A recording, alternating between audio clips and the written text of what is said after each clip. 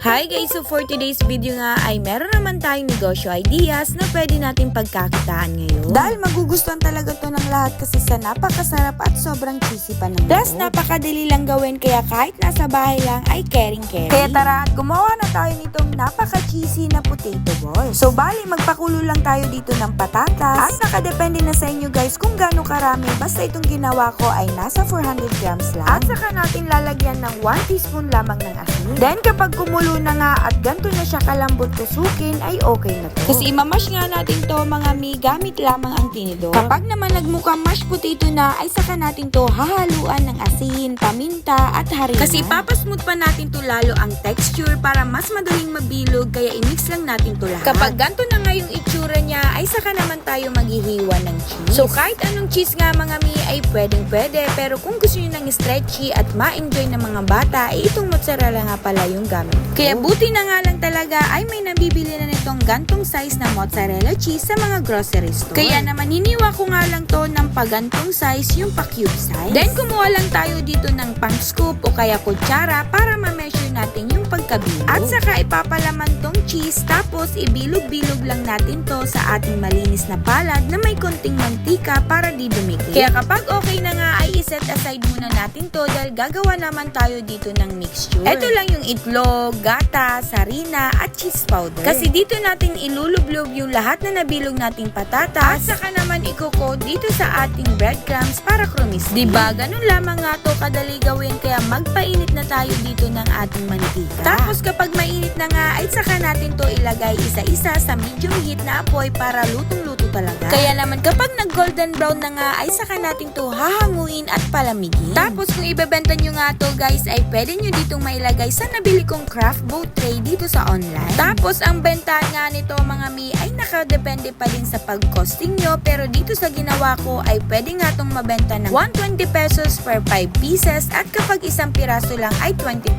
pesos. Then binudburan ko na din nitong nori flakes or seaweeds natin para mas kaakit-akit tingnan pero pwede naman dried parsley mga mi. O diba? Swak na ma-enjoy talaga to ng mga bata pati ikaw dahil sa napaka-cheesy at stretchy ng cheese mo kaya sa loob. Kaya di talaga to nakakasawang kainin na cheesy potato balls. Kaya naman kung gusto nga itong itry ay itry nyo na dahil sa napakadali lang nitong gawin. Kaya yun lang guys, follow us for more negosyo ideas and food recipes. Thank you for watching.